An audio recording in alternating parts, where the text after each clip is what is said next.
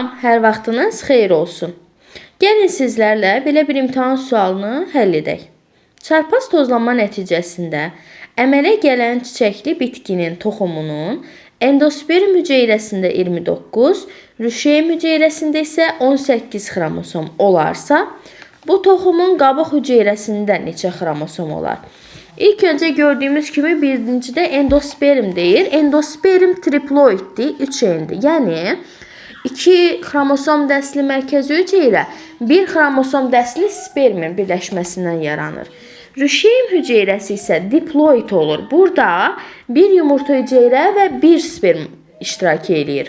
Endosperm hüceyrəsini 29 verib və biz dedik ki 2 xromosom dəsli mərkəzi hüceyrə varsa bunu 2x olaraq götürək.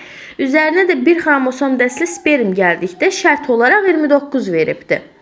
İkincidə isə rüşeym deyir. Rüşeymdə dedik ki 1 yumurta hüceyrə x olan, bir də sperm gəlir. Yəni mayalanır və bunu da şərtdə bizə 18 olaraq veribdir. İndi bunu sistemli şəkildə həll etdikdə gördüyümüz kimi 2x-dan x çıxırıq, y-dən y, 29-dan 18 çıxırıq. Y-lər ixtisara gedir. 2x-dan x çıxdıqda x alınır. 29-dan 18 çıxdıqda 11 alınır. Yəni xromosomumuz 1 ədəd xromosom, yəni x-imiz 11-dir. Və sualda deyir ki, bu toxumun qabıq hüceyrəsində neçə xromosom olar? Qabıq hüceyrə rüşeymdən, yəni diploiddən yaranır. Və bunu 2x olaraq götürdükdə, x-i yerinə qoyduqda nə olur?